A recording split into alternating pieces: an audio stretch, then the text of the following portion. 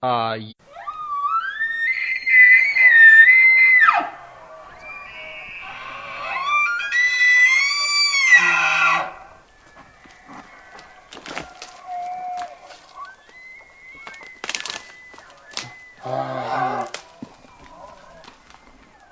This is the J. Scott Outdoors podcast on Western big game hunting and fishing, and I'm your host, Jay Scott.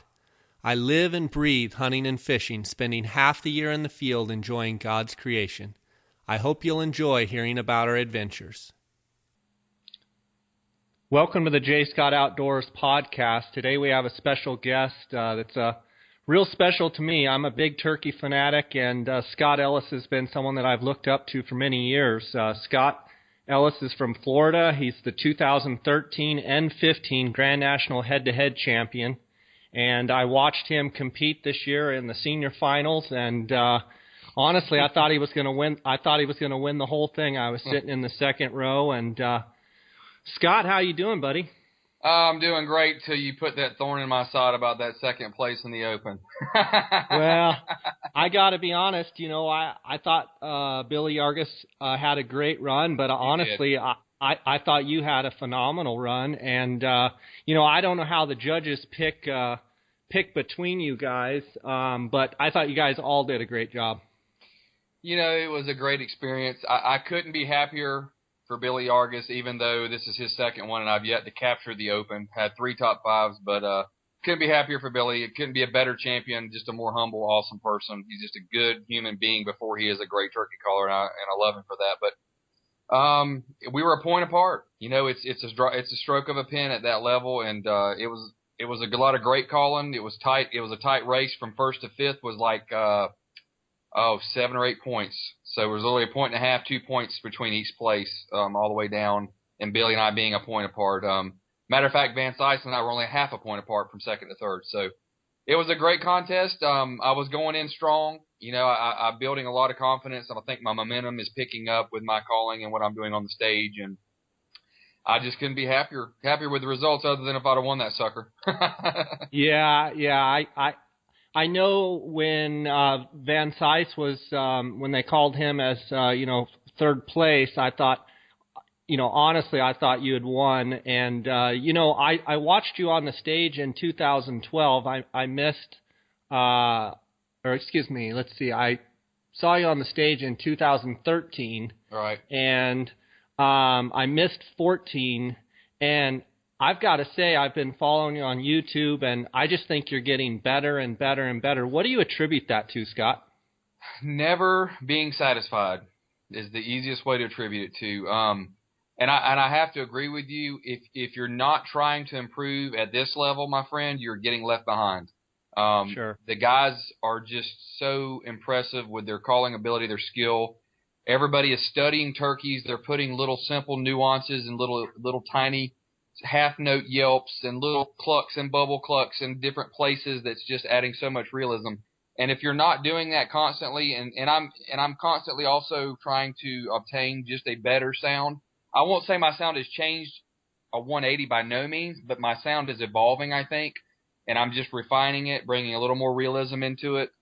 And like I said, if you're not going forward, you're getting left behind. And it's a lot of practice. It's tinkering with materials and building calls, as you asked me earlier. How do you attribute that?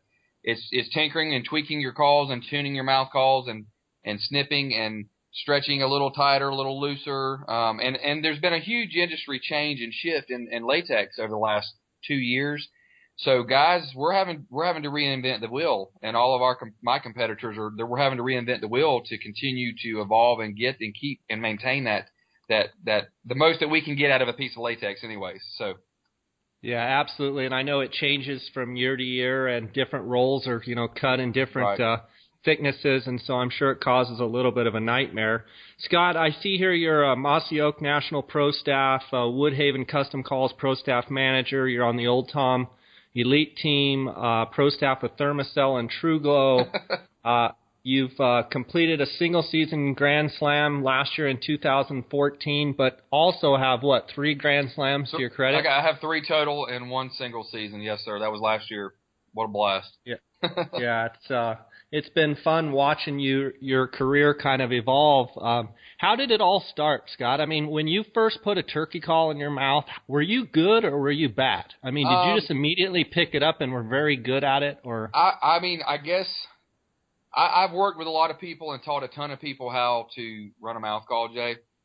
And some people, I have a neighbor of mine will blow your mind. I literally handed the man one of my signature Woodhaven custom calls, one of my signature series, Ellis signature, and he just blew me away. He had heard me calling for like 2 years, and he hears me in the yard, and and he'll holler at me and gobble at me down the street. It's funny. So that being said, he was a natural at it. He literally just put the call in. I said, get the air to seal. Now start doing what you hear me doing. And he started mimicking me, and I was blown away how good he could literally do it. So was that me? I was about 10 when I started, so I've been 30 years, maybe even 9.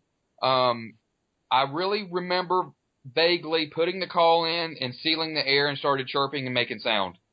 From there, I mean, but right away, were you like, I mean, all turkey, or did you really have to work at it? No. No, absolutely not. I just could eat. I put the call in my mouth. It was a twin 2 Quaker boy, double reed, straight double reed. I still remember the call. And I put it in my mouth and started and instantly started creating sound.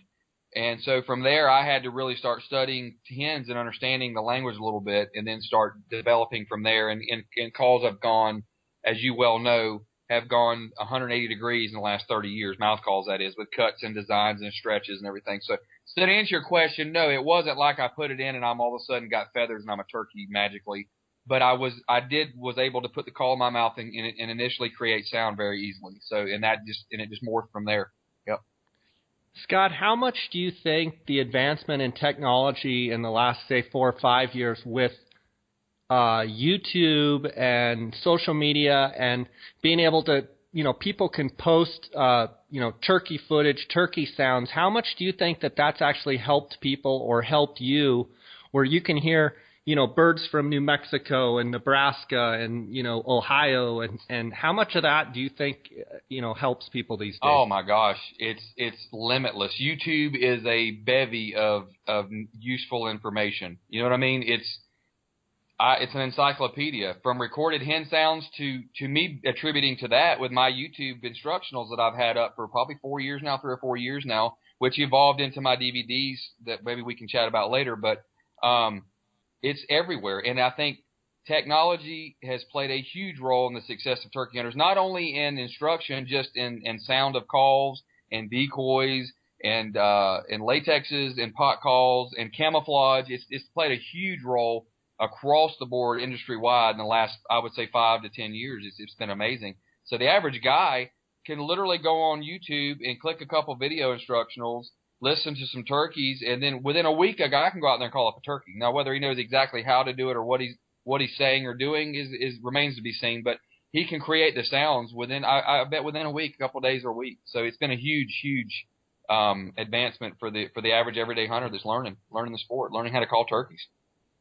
Yeah, I think it's fantastic, to get as many people as we can involved, and I think by using video, and your videos are phenomenal. I haven't seen Mouth Call Magic 2. Why don't you tell me a little bit about what got you to want to create those DVDs, and tell me the differences between the first and the second, and some of the feedback you've gotten, etc. Okay.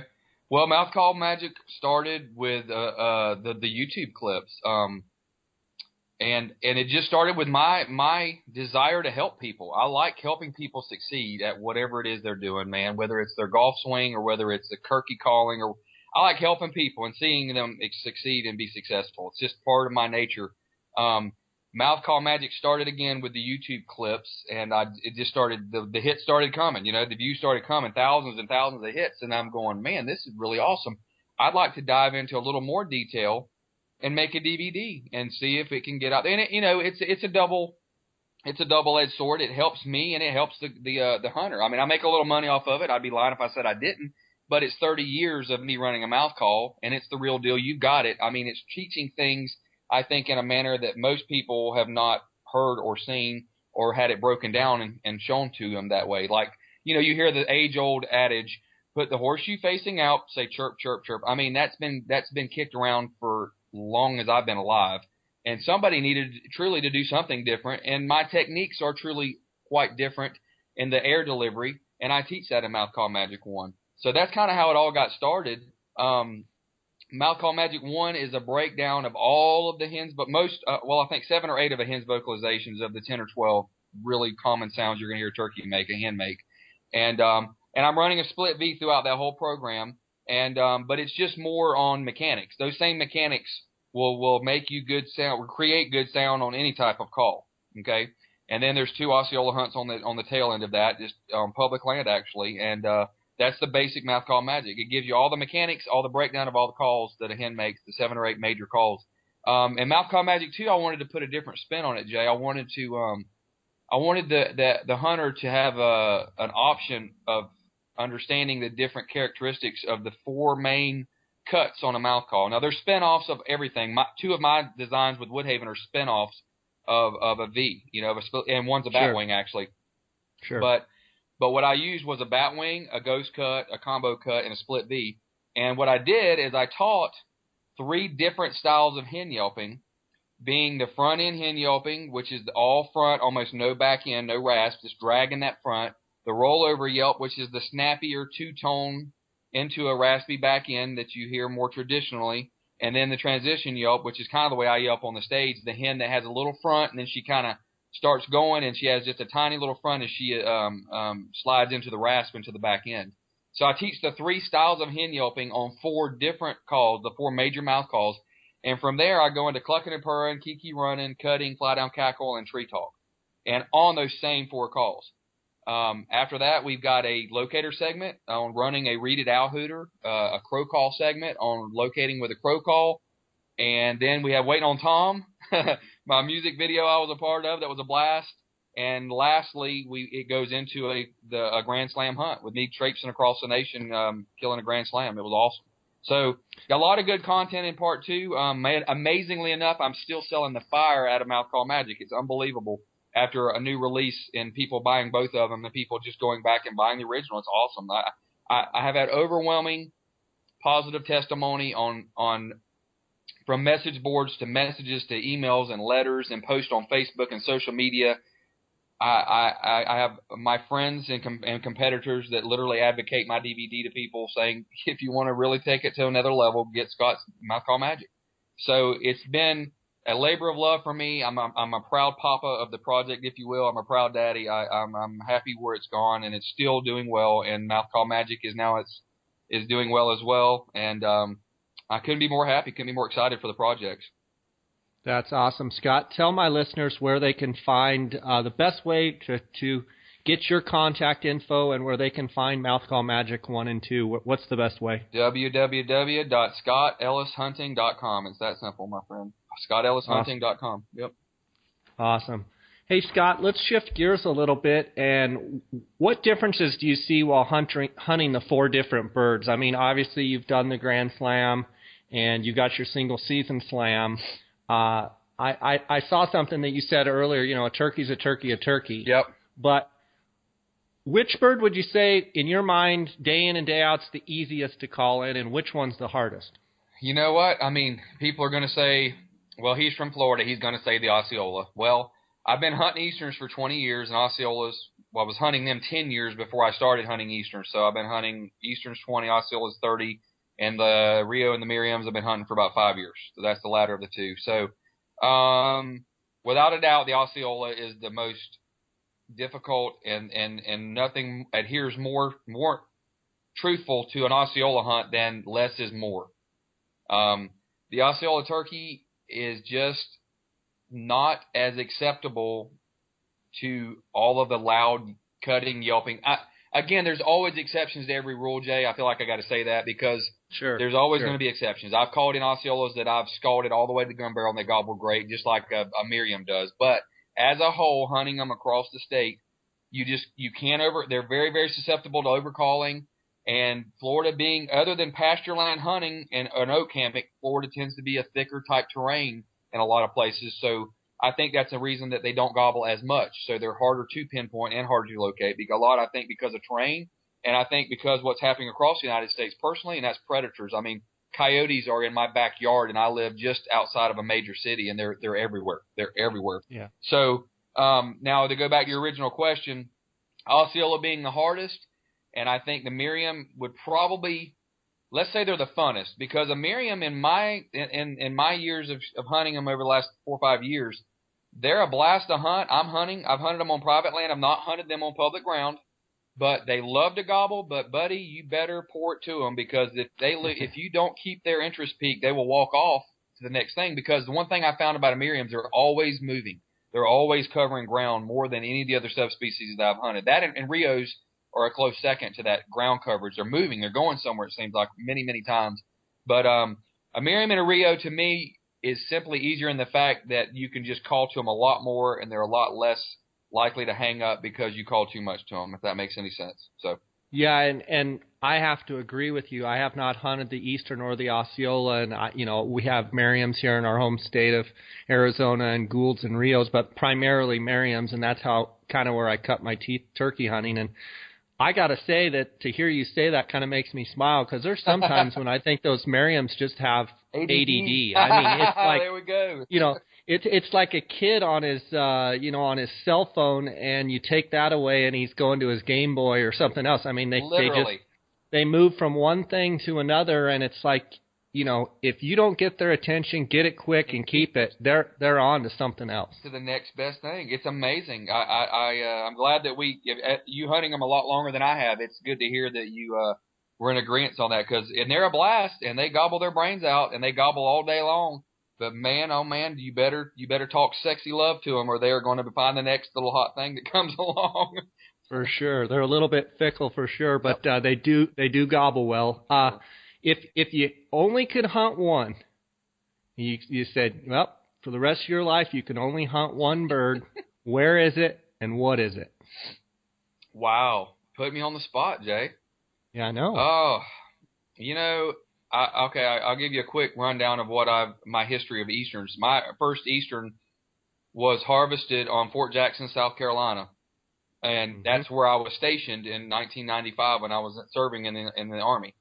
And if I was to hunt one bird, probably be an Eastern in big giant hardwoods. Probably there's a lot of pristine woods in Fort Jackson, untouched virgin timber, and it's just gorgeous. The gobble rings and echoes like no other place in the universe through those big hardwoods. And I would probably hunt Easterns in South Carolina if I was to settle on one place that I had to hunt on the rest of my life. Okay, that's cool. Not having hunted Eastern or Osceola yet, a bunch of my hunters that come out and hunt Gould's turkeys with me, they just, Mississippi, Alabama, a bunch of those boys, Georgia, they're like, until you've heard an Eastern bird gobble, you haven't heard nothing yet. I would have to agree. Osceola's gobble very similar, to an Eastern. A lot of rattle, a lot more rasp, as opposed to a Rio and a Merriam being almost a laughing. You've heard that 100. Yeah. And then an Osceola or an Eastern is more of a rattle and much more raspier than my voice. But it just echoes, and I think the volume is twice, honestly, an Eastern is of the other subspecies. I really believe it's a louder gobble than an Osceola or Rio or Merriam. And I haven't hunted Goulds yet. I haven't got the chance to hunt Goulds. You and I have talked about that a little bit, but I got to get you out here and hunt the Goulds. I would say you'd put them at the very end as far as easiest birds. They just don't get any pressure. They don't get called to. They've got those great big tail fans, and they love to gobble. They love to strut. But I got to get you out here and do that. Love to. What's your schedule this year? Where do you start? Give me kind of a rundown of what's in front of you this season. Oh my gosh, wow! It is a whirlwind because as the Grand Nationals finishes up in mid-Feb. Then the World comes into play, the World Calling Championships, which I'm not even going to be in attendance, which is this weekend, the 28th, I believe it is. Yeah, 28th, Saturday the 28th. And why is that? Why am I not going to the World? Well, because I'm going to the woods to scout. Matter of fact, the youth season in the South Zone of Florida is Saturday morning on February 28th, excuse me. Absolutely. Will they be hammering already? Oh, they're already gobbling their brains out, buddy. They're gobbling, they're strutting, they're doing it. You remember, we're in Florida. We're in a subtropical climate down here, and it's been a cooler. So now is that Osceola or is that Eastern? No, Osceola, way south. See, okay. South of Gainesville is about your line of demarcation around Gainesville. So yeah, this is an hour. I'm in Mulberry, Florida, which is in Central Florida, and I'm an hour south. And okay. So the youth season starts Saturday, and I'm going to actually be scouting, where I'm going to be guiding on March the 7th. Next Saturday starts the season. The first turkey season outside of the youth day in the South Zone starts March 7th. And I will be down guiding 2 gentlemen that are trying to complete their Grand Slam with Locklear Hunting and Guide Service down in South Florida. Good friend of mine, Ryan Locklear, owns the outfitter business, and guiding those 2 guys. And then on Sunday, I've got Turkey Call coming in, and we're going to be filming an NWTF Turkey Call episode with me trying to kill me an Osceola down in South Florida. And then we're going to hunt there for 3 days at Locklear as well. Coming back home, going to work for 2 days, and then the excitement really starts. On March the 14th, my little man Jake, we got drawn for a superb state land hunt called the Bears Unit. And it's a awesome tract of public land here in Central Florida. And we're going to be hunting there with Jake to try for the youth season on the rest of the state season, if you will. That's on the 14th. Yep. Hunting with Jake Saturday and Sunday, and then going back to work for 5 days, unfortunately. And on Friday the 20th, I believe it is, my good friend from West Virginia and competition caller Wade Boyles is coming in from West Virginia, and we're hunting the same public land tract that I was drawn for on that one as well. And Wade and I are going to try to get him on his complete Grand Slam. He lacks an Osceola, so we're going to try to get after an Osceola with him. From there, the second weekend, amazingly enough, another friend of mine, a close friend, Simon Ellis, got drawn for the same piece of public land. So we're literally going to be in there hunting 3 weekends in a row on state land on some of the best state land you can get drawn for, and it's a quota hunt, a quota draw. And sure. After that, going to South Carolina for 4 or 5 days. I'm going to probably get my dates mixed up, so I'll probably just start kind of timelining it. But sure. South Carolina for several days, then coming back to Florida for several days, then Georgia for several days, then West Virginia with Wade Boyles again. And after West Virginia finishes up in the end of May, end of April, first part of May, I think I may have Texas on the horizon and possibly New York. So there's my whirlwind, my friend. Fantastic. That's awesome. So will you be able to – are you going to throw Nebraska in there? Will there be another Grand Slam, single-season Grand Slam, or probably not this year? I'm not. I did not get the Merriams lined up again this year, so we're just chasing turkeys and piling them up as high as we can pile them. It don't matter the subspecies. I don't discriminate, I promise. That's awesome. As long as they gobble, they're coming into your gun barrel. Fair game to me. But yeah, no Grand Slam in the forecast this year. But maybe next year I'll get back after it, and definitely would love to. I really want to do the Goulds thing. We should definitely talk soon about that. But absolutely. Scott, I was just watching on YouTube a 2012 hunt that you were doing. And it's 2012 Merriams Turkey Hunt with Scott Ellis on YouTube. Tell me a little bit about that. That was really cool how he was right down your gun barrel, and it sounded like you fired that bird up and he was just hammering. Was he alone or with other birds? Did he leave birds, or what was the scoop on that? You're going to have to humor me here, Jay. Is that the one that comes from way across and comes up through the creek and up the hill too? Yeah. Oh, yeah. Yep. No, he was out there strutting, and we never got footage of him. He was literally, and as you well know how far Merriams will travel, they'll come to you from forever away. It was the one that you were above and looking down through some pines, and it was a bunch of green grass, and then finally he popped up. That was the creek, and he was all the way across the creek and on that other hillside. If you heard me talk in the interview at the end of it, he was literally 1,000 yards away. And you know how sound travels out there. I mean, it's just amazing how far you can hear a bird gobble in that open terrain. But he was out there strutting by himself. It was just a little bit after daylight. He started on strutting on that hillside, and I started jazzing him up and giving him a little attitude adjustment. And a little bit of cutting, a little bit of yelping, grabbed his attention, and then started sucking him in like a vacuum cleaner, buddy. And he had no hands with him, and I just sucked him right down the gun barrel. I mean, it was just an amazing hunt. A fair bit of calling. I didn't have to get too crazy with him as far as really keeping his attention. Because once I had him coming, he acted more like almost like an Eastern. He just kind of kept it on coming, and I'd give him a little reminder that he needed to come visit Sweet Love over here on the next hillside. And as you saw, he came through the creek, crossed a actual creek down in that green grass that you can't see, and came through that creek up the hill and right in the gun range. And that bird actually completed my first Grand Slam right there. So nothing, just a good textbook hunt, strike him, get his attention, and give him just enough to keep him moving towards your position. Just textbook hunt.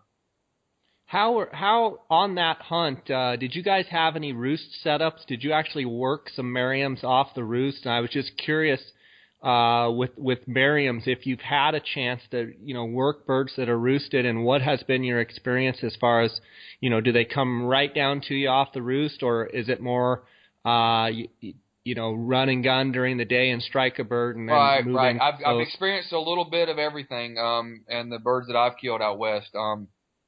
That particular bird, let me recollect my memories here. That particular bird was off the roost. You see, it was pretty dim. It was pretty much off the roost, but I don't know exactly where he roosted. He roosted off in the pines in the distance, if you look at the video, and then just kind of worked his way, what I believe was his strut zone on the side of that hill.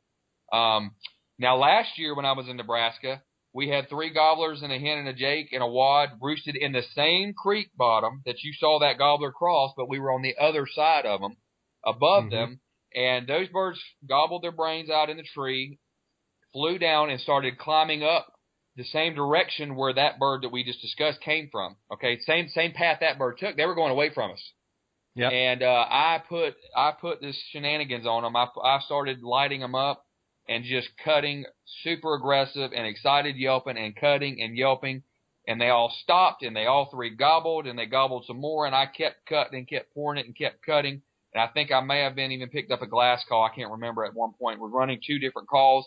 And they did an about face, came back through the creek bottom, the same one the other bird we discussed went through, and came up the other side of the hill. And my buddy and I, Cannon Linder, and I doubled on those. There was 3 of them we doubled.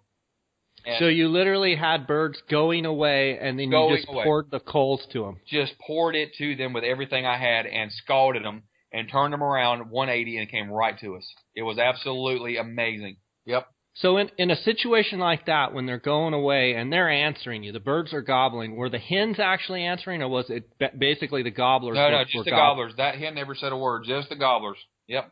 So if they hammer and you pop, pop, pop, pop, now, now, pop, pop, pop, pop, and they hammer again, do you just keep doing what you're doing? And then as soon as they gobble, you hit them again, and they gobble again, and you hit them again? And especially, a key note here, especially whenever I can see their body language, and I can see them pause, and I can see them turn around and look where my position is, and they're looking for me, looking for this hen, and these birds are 700 yards. I mean, they're little dots. You know what I mean? And They are hammering their brains out, and I'm watching their body language, and they start slowing down as I'm hammering them. They're gobbling, they start slowing down. They stop. Then they turn around. They literally turn their body and look at me, and I'm pouring it to them again. Just pouring it to them. And finally, they said, well, you know what? Obviously, what's up on that hill, I convinced them is better than what they've got standing with them right there.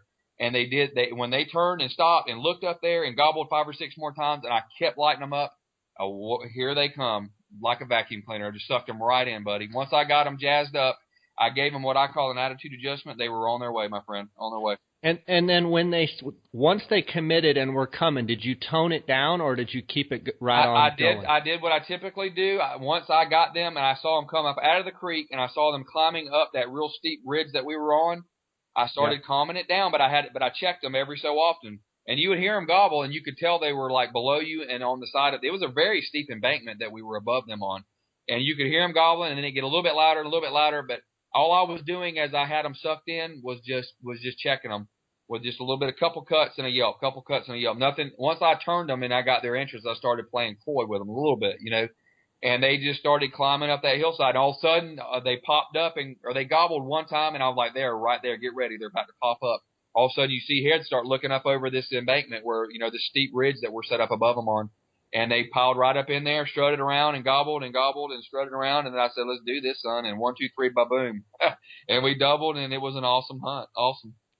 That is incredible. Scott, I don't know if you have a mouth call laying around, but could you can I put you on the spot and have you maybe give me kind of the sequence where you got them fired up, and then show me the difference in what you did just to kind of keep them coming? Do you have a call there? I do, absolutely. Again, once I thought, it's decision time when you're watching a bird that's actively answering you and he's walking away but still gobbling good. You've got to do something, whether it's, for me, I'm going to continue using some type of hen talk at first, and then it could go to even gobbling or fighting purring.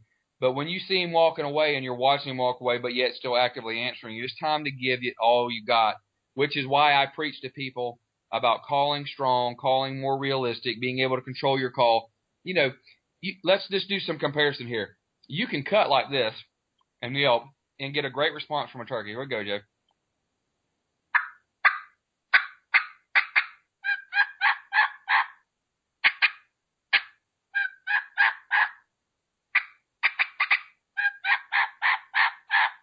All right, that's mildly excited. She's a little jazzed up about something. But to answer your question, when those birds were leaving, going up the hillside away from me, I said, son, it's time. I was telling Cannon, I said, it's time to get nasty. Here we go. And I got funky on them. And that you heard that level of excitement. Now we're going to get really excited.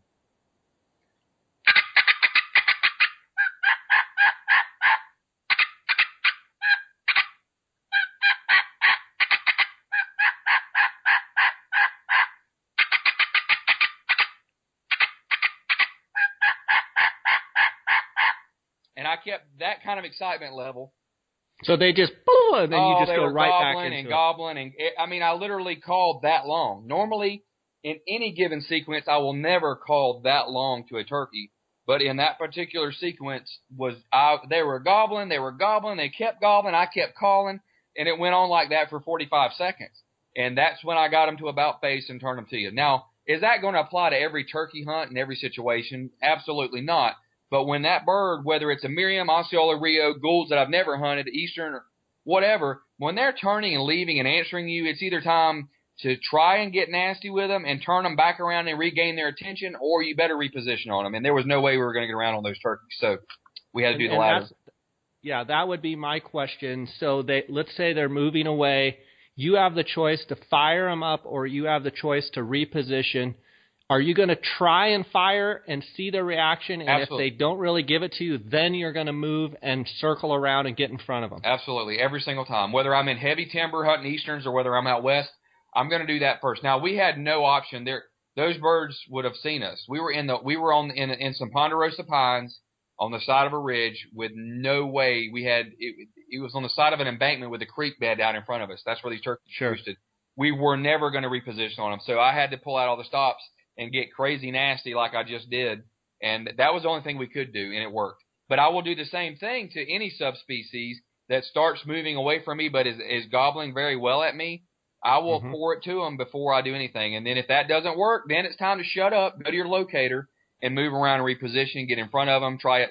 Maybe where you were at, he just didn't want to come, and all you got to do is move around and get even with him, checking him with a crow call or an owl hooter or a hawk screamer or something other than a turkey call, and then sit down on him and then try to call him back in. Okay, so when you do decide to move, you are not turkey calling to them at all. You are locating calling only, and you use that locator to get around, figure out where they're at, figure out which direction they're still moving. You're not going to blow a turkey call until you get where you need to be and set up, and then you start turkey calling. Exactly. I mean, there is the rare times when he just won't gobble at a locator, but generally if that gobbler's that fired up, he'll gobble at, and I will mix up locators. I'll use my voice. I'll do a crow with my voice. I'll do an owl. And I'll mix it up so he's not hearing the exact same locator and he's not becoming immune to it, if you will. I'll throw in a hawk. But sometimes it doesn't work. If it doesn't work and you have to hen call to locate him, well, there's a very good chance you're not going to call him in. If he's not that fired up and you're having to use hen calls and you're having to move on him, all I would say is do it very sparing and make bigger movements that do not endanger you spooking him, but make bigger, 100-yard increment movements before you check him again. Because Lord willing, you get far enough in front of him that when you do hen call at that point, he gets excited, thinks it's a different hen. I will often also change mouth calls or change friction calls. Generally, I'm going to be running a mouth call when I'm in that position. But I will change calls and sound like an entirely different hen when I do reposition, or even if I have to use a hen call when I reposition, because it gives the illusion that it's a completely different hen that's crossed his path, and you're in a new position, and it might be a position that he's more apt to travel to. So, absolutely. That's a great tip right there.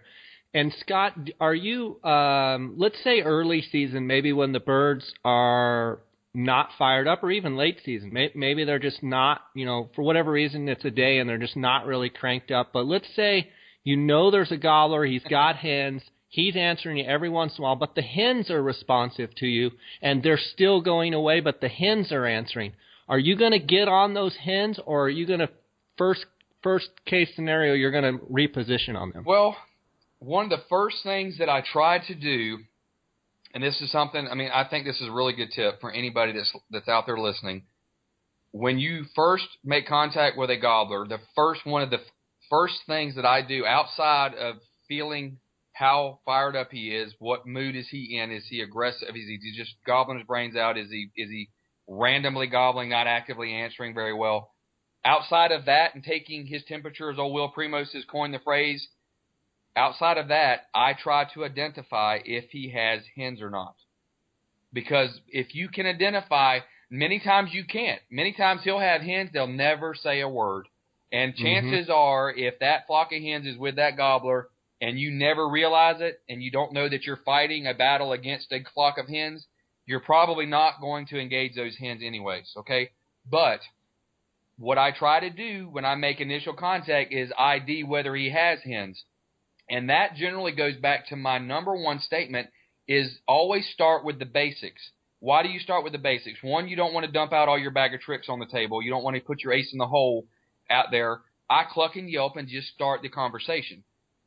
Not only because I want to hold those tricks in my bag for the gobbler, because if a gobbler has hens, Jay, and he has his harem, in my experience in 30 years, he's going to have two types of boss hens that are going to be in charge of that flock of harem. There's going to be a hen that's in charge.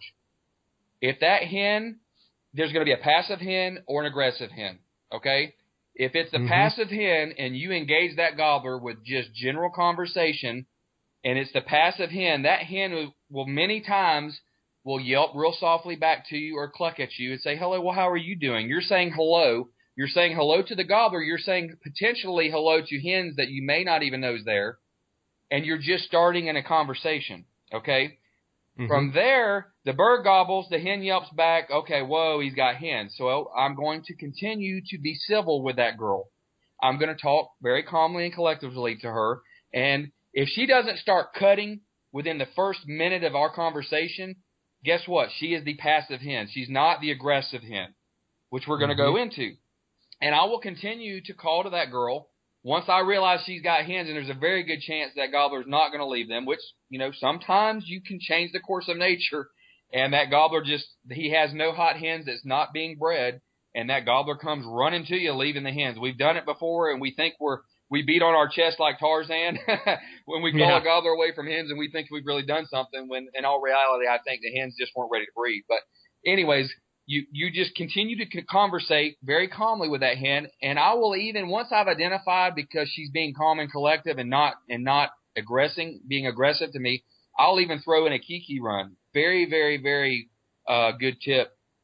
Softly kiki to that hen. Act like you're a Jenny that's kind of out of the flock. Maybe you got, you're busted from another flock. You're looking for you're no threat to her. You're None. no threat to her by throwing in the kiki. You're a young turkey that's just wanting to be a part of the flock. I want company. Okay. Right.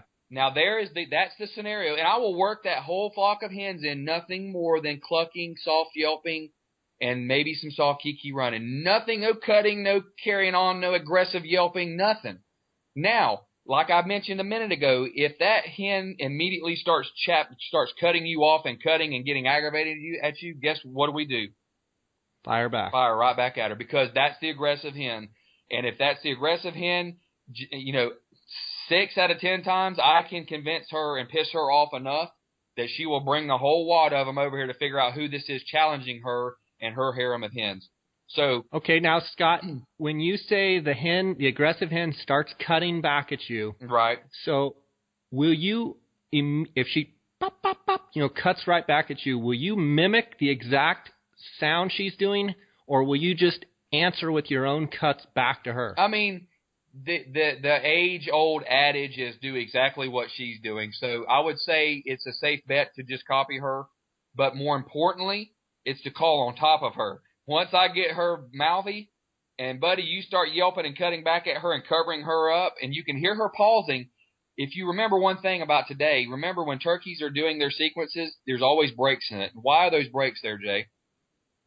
Because they're listening. They're listening for the other birds, exactly. So when she stops, and you'll hear her, I mean, if you're doing your thing right and she's close enough you can hear her, she'll pause and listen to you carrying on and just covering her up while she's trying to talk back at you, and you offend her, buddy, then the game is on. Then you've attacked the aggressive factor in that aggressive hen, and very, very often that aggressive hen will come looking to attack or fight or put a whooping on the old hen, this challenger, this new person that you've offended or that she's offended, and there he comes right in behind them. You let the hens clear, and boom, you got your gobbler. So there's my take on hunting the passive and aggressive hen in a flock of hens.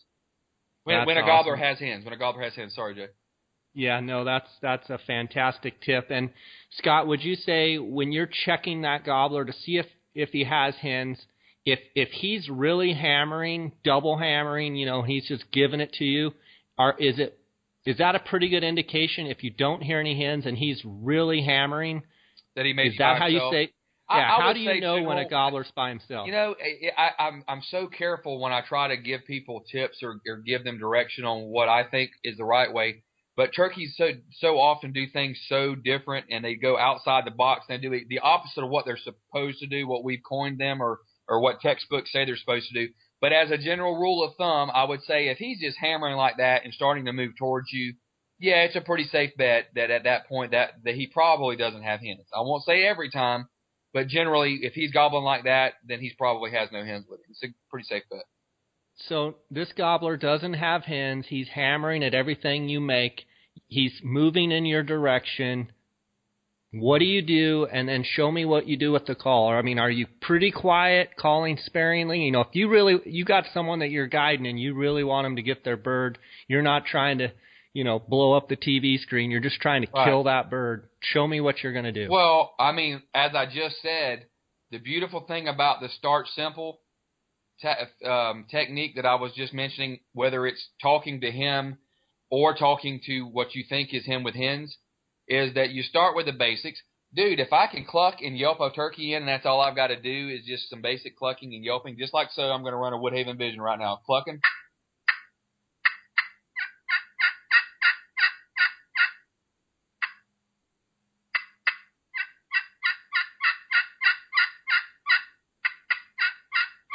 Just the basics. Nothing excited. I'm a hen. So if he hammers that, hammers that, then you just give it a little bit of time and let him move up and then maybe call again. Let the bird work. Play cat and mouse, man. That's half the battle. That's half of killing a turkey is playing cat and mouse. Now, here's the beauty of this. He gets out there 70 yards. All you've done is just clucked and yelped to him. Then you have cutting. You have a fight. You have gobbling. I've seen so many times where guys, I see it. It's not because I have control of it. You see it on television. You hear about it. The guys, all in the same. They're doing this, dude. Here we go. They're fighting purse.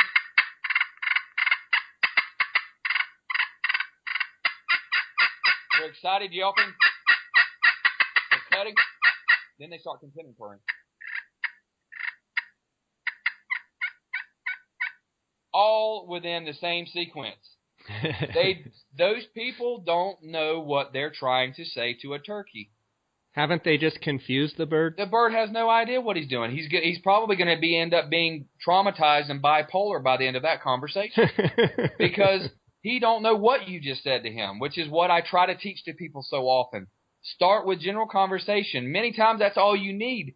But when he does hang up at 60, 70, then you can get nasty with him and watch how many times when you get nasty with him, when all you've done is pulled him in with clucking and yelping, that's all you've done, and you need to get nasty, watch how many birds you'll kill when you seal the deal with just some fast, excited yelping and cutting real hard. If that doesn't work, maybe that pulls him 10 more yards, Jay, 15 more yards. Sure. Then his mood changes a little bit again. He kind of loses interest. Then I either go completely silent, which is deadly. No calling is always awesome calling, okay? You go silent. If that doesn't work, I'll start clucking and purring. I mean, it's a feel thing to some degree, but I'll start clucking, purring, muted yelping, whining, doing that kind of thing to seal the deal, to convince him, scratching in the leaves, creating sounds outside of turkey vocalizations that are turkey sounds, and sealing the deal. So it's the art of calling a turkey, not the art of killing a turkey. You see what I'm saying? There's an art to it. There's an art form to it. And it's about communicating to him in his own language. And that's what people fail to mention. All they know is cut, cut, cut, yelp, yelp, yelp. They know turkey racket. They don't know turkey vocabulary. It's that simple. Yeah, that makes a lot of sense. That absolutely makes a lot of sense. Let's talk real fast on, you've got birds in the roost, and let's say they're out there about as far out as you can hear them. You've got time to move in the morning, to move in close. How close do you move into them? If you're pretty confident that they cannot see you and you can continue, they're gobbling pretty good, how close do you want to get? You hear the question all the time, but I want to know exactly what you think. How close do you get to them? Roosted turkeys, okay, so I'm going to take in a couple of factors into consideration. Terrain, and is it daylight or still dark? It's still dark. You can still move in on them, and they can't see you. Well, I'm going to get as close as I realistically can. I mean, how close is that? I mean, I'll get 100 yards? I'll get 50 yards if I can. Okay, so the closer the better. The closer the better, because the closer the better. The closer you are to him when he flies down, and he has less distance to travel to get him in gun range. We'll either put him on the ground and he's dead when he hits the ground, or it keeps other hens. It puts you closer to him before other hens can get to him. If he's not roosted with hens, you're just saying birds are gobbling, and he's attracting hens at that time, and he's gobbling on the roost. Well, he's pulling hens in. Well, if you're close to him when he hits the ground and you can kill him, then that takes the hen equation out of the factor, because hopefully the hens do not cut in between you and 50 yards or 60 yards, literally on top of it. Does that always happen, Jay? Absolutely not. I mean, I will get as close as the darkness and the terrain allows me to get to that turkey. Because the closer you are to him, the odds are in your favor to get him on the ground, to convince him you're a hen that's sitting here waiting for him to get on the ground with you so he can breed. Yep. So let's say you've moved in on this gobbler. You feel like he's alone. You hear some hens off, say, 100 yards to the left of him, and you've moved in pretty tight. Okay. And it's kind of dicey whether he's going to fly down or if he's just going to stay up in that tree. Do you get real aggressive with him and try and, flap your wing like you're on the ground and get him to come to you first? Or do you wait till he hits the ground and then hammer him, or what do you do? Here's the key to what you just said when you started that scenario for me. You said those hens were 150 yards to your left. I will get in between him and those hens 150 yards to my left. If I bump those hens, I hope I bump those hens out of the roost and send them going. Yeah, absolutely. Because then the game just got even more easier for me. So I'm going to put, if I have the option that they're that far apart, I will get between them every single time. Now, many, many times, what I think the spinoff of this scenario would be is these roosted with hens and they're really close to them. You can't close the distance. Well, in that case, I'm going to sound like the sexiest, hottest hen in the woods, and I'm going to overcall to some degree, which I hate to do when they're on the roost, but I'm going to give 3 or 4 different style fly down cackles with my wing and simulate that he's got 4 or 5 hens that have flown down before the other hens. I'm going to literally simulate them flying down slightly earlier than the feel good time that we all have whenever we think a turkey's going to fly down. Well, they often fly down earlier than you think they should fly down. Well, a hen will do that as well. So I will go ahead and fly down 3 or 4 or 5 different cackles, all with wing beats. I will hit the ground. I'll give a little bit of silence, and I will start communicating like a flock of hens is on the ground within, let's say you got 75 yards of him. He's got a flock of hens already on the ground waiting for him. And then after I paint that initial picture of this flock of horny hens, if you will, I'm going to shut up and just go quiet and wait for him to fly down. Then the game will begin. We'll see, does he fly to those birds, those other hens? Do those hens fly right in on top of him and get in close to you? You could call the hens into you, and then he flies down to the whole lot of you, and you kill him. So I will that once I give that scenario, I get quiet and then let the game unfold by him getting on the ground. Awesome. Yeah, that's great advice. That's great advice. Shifting gears just a bit, as you move out west and hunt Merriams and Rios as opposed to Osceola and Easterns, how does your locating calls, how do they change? Because I know out here in the west, we just don't have a lot of the owls like you guys have. We use a lot of the coyote. We use a lot of the, crow call. What has been your experience for western birds, Rios and Merriams, as opposed to your eastern and Osceola location calls? Great question. I mean, you're going to laugh. They gobbled their brains out in Nebraska, northwest Nebraska, at me barred owl hooting. Gobbled and gobbled and gobbled, and I don't know if they've ever even heard an owl. And all I will say is this. We don't know, well, we do know that a turkey is not nearly as intelligent as we give them credit for. I love these birds. They are my life. But their instincts, their eyesight, and their hearing, and their ability to survive is what makes them so difficult to hunt, more so than their actual intelligence. Okay, so that being said, what I question is a turkey's ability to rationalize things. When you blow a coyote howler, I get it, they gobble. They hear coyotes. But my question is a gobbler, you locate a gobbler with a coyote howler, then you sit down and you start hen calling. Is that bird have the ability to think, well, I'm not going to walk right over where I just heard coyotes howling? To me, I don't give them, I mean, they're not the smartest, as we're not as smart as we give them credit for, but at the same time, instinct should tell them, I'm not going over where I just heard a predator making sound. Sure. So that does not blow anything out of the water as far as how good a coyote. I blew my owl hooter will actually coyote howl. It's a long story, but it will. And I did that, and I did some howling with my throat, and they gobble very well at it. But I would be hard pressed to locate with an owl. I mean, with a coyote, and then sit down in that same position and try to call that turkey up. So my thought was, that makes perfect sense. That makes perfect sense. I had great success with a crow. I had great success with an owl, and I had great success with a hawk scream. And then you go even further where you've got elk, try an elk bugle, try a mallard duck call, try a goose call. They all work. But anything, to me, in my opinion, outside of a predator call, seems like it's a safer bet, in my opinion. So that. Yeah, I mean, you're exactly right. I use the coyote call a lot at night when I'm just running and gunning, let's say I haven't found any birds and I just want to strike birds. In the dark, right? In the dark, yeah, absolutely. In the dark, coyote howling. Early morning, if I have nothing going and I'm just trying to shock a bird somewhere, I'll coyote. Obviously, the more light it gets, then the coyote call goes away and I switch to crow and everything else, because I've had birds, hammer, hammer, hammer, and, you blow that, you're trying, maybe they're a mile off as far as you get a half mile and you're just trying to, and you blow that coyote call. Well, you've gotten too close to them. They're not going to answer. Well, he thinks you don't think they're coming to eat him. Yeah, he knows you're getting closer. Yeah, I mean, it just makes good sense to me that a coyote would be great, like you said, what you do in the dark, maybe right at first daylight, just to get everything to sound off, and then I would probably switch gears. That would be my opinion of how I would handle a locator call when as far as it being a predator, so, yeah. Scott, in conclusion here, got a couple questions for you. In your everyday life, you said you had to go back to work. What do you do? What do you do for a living, Scott?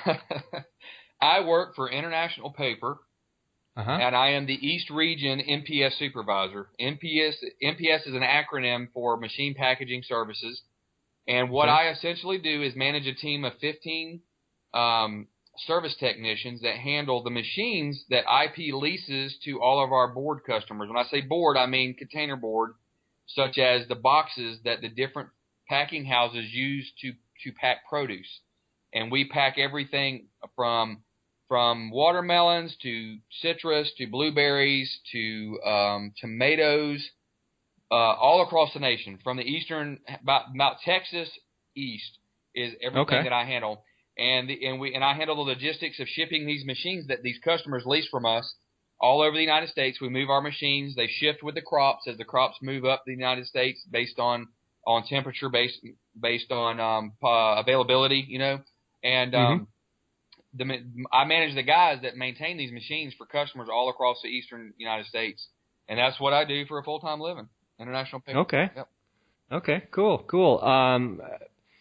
What is your favorite college football team, Scott?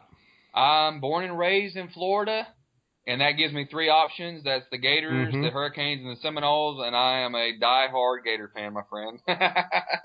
Yeah. Go Gators. Right on. Go Gators. Good. How are they going to be this year, do you think? I don't know a bunch about the guy. Came from Colorado. Is that correct? I think so. Yeah. Yeah. I'm embarrassed to say I forgot his name, so you put me on the spot. But I'm excited because Will Muschamp is gone, and it's time for change. You know, and you can't help but be excited because when you go into 2 or 3 losing seasons in a row and you watch 2 or 3 games and your team is struggling, it takes the fun. Time to make a change. It takes the fun. It takes the wind out of your sails. It's not the same. Even if your team is 6-4, you know you're still doing something. But you know to be having a losing season 2 years in a row, it takes the life out of you. So any change I think is good, and I think the Muschamp saga has ran its course, or era has ran its course. So I'm excited and ready for change. I don't know exactly. I haven't studied yet. I guess I've got turkeys on the brain, buddy, just like you. Absolutely. So. Okay, a couple more questions. If you could pick a professional athlete, celebrity, or singer, or somebody that you haven't hunted with, who would that be? Who would you like to share a hunt with? Easy answer. I would love to hunt Rio Grande gobblers with George Strait on his ranch in Texas. Yep. That would be sweet, wouldn't it? That would be that would be awesome. Big fan of George Strait. Will always be a fan of George Strait. Probably a close second is Blake Shelton, who owns property in Oklahoma and does hunt with my buddy Matt Moret. So yeah, Matt gets to go out there and hunt with him, and that's really awesome. Very, very privileged to get to do that. So that would be my 2 choices probably. Cool. Yeah, those would both be towards the top of my list for sure. Right. Scott, that's awesome. We had a great hour here, and I want you to close a little bit with give me a little bit of mouth calling, give me a little bit of box calling, and give me a little bit of slate, and just give me a little bit of each. A little bit of each. All right, yes, my sir. friend. Let me All right, had to grab something, buddy. Had to grab something. No sweat. So let's see here. We'll just do a quick rundown of roost talk to a fly down to some cutting and yelping. How about that? That's awesome. All right, let's do it. We'll start off with a mouth call. This is my Woodhaven Scott Ellis signature series. Here we go.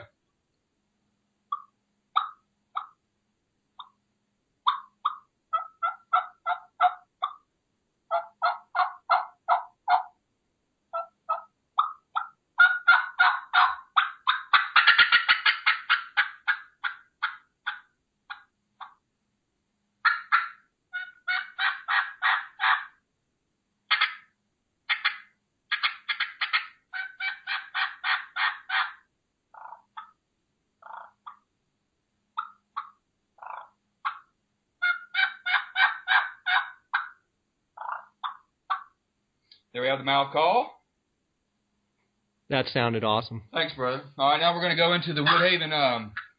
This is the real hen. This is a cherry or walnut? What's that? Okay. Cherry or walnut? Cherry. This is my cherry. So we'll do some tree calling and the same type of thing.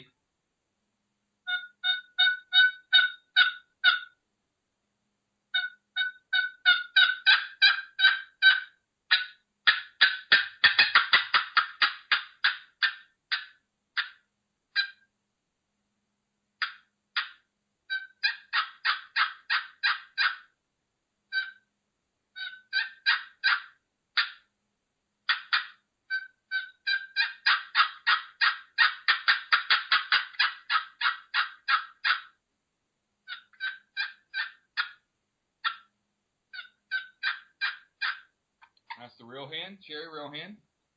That sounds sweet too. Yes, sir. It doesn't purr too good, as you know. A box call is not famous for purring real good, so I just kind of left that out. And now we'll go into the Vision Crystal with the flare tip laminate birch striker. Here we go.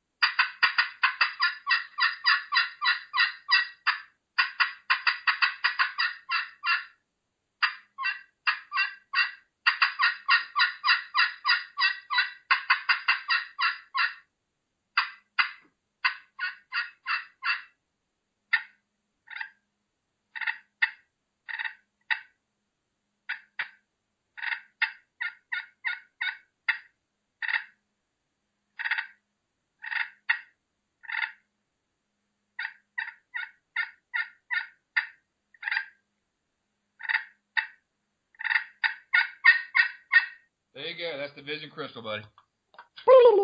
Man, that's pure turkey right there, Scott. Well, there you have it, folks. One of the best in the business. He's won just about every turkey calling contest under the sun, and just an awesome guy. Scott, it's always great to see you. Thanks, sorry Jay. I missed you this year at the NWTF. We must have just crossed paths several times. And no problem, buddy. Thanks for having me on the show. Yeah, I appreciate it. And tell my listeners one more time where they can find Mouth Call Magic 1 and 2 and your YouTube channel and such. Oh, gosh. Find me on Facebook, Scott C. Ellis. I've got a personal page that I think unfortunately is maxed out, but I got a fan page and I keep interacting with people, and you can message, and I talk to people every day. It's awesome. My website to buy Mouth Call Magic 1 and 2 is www.scotellishunting.com. That's where you can purchase Mouth Call Magic 1 and 2. I have a YouTube channel that has tons of turkey tips as well, and a few hunts as well. That is going to just search Scott Ellis, and go into the browser on YouTube and search Scott Ellis. That's the name of my channel. And I think that's about it, my friend. That's about all of it. That's awesome. Well, you guys have a great season this year, and I'll try and check in with you mid-season, see how things are going, text you some pictures. You do the same, and God bless you, and we'll be chatting at you soon. Okay, Scott? Thank you. You too, Jay. Thanks so much for having me. I had a blast, buddy. All right, buddy. Take care. Thanks for everything. What an awesome show we just had with world champion turkey caller Scott Ellis of Woodhaven Turkey Calls. If you guys haven't been to Scott's website, you need to go on there. It's a great resource. He's an unbelievable resource for turkey hunting and turkey calling, and I just want to thank him for being on the show today. I want to thank you, our listeners, J. Scott Outdoors podcast, for listening. If you like what you're hearing, make sure you subscribe on iTunes and give us some 5-star ratings. You can also send questions and comments to jscottoutdoors@gmail.com. Until next week, God bless.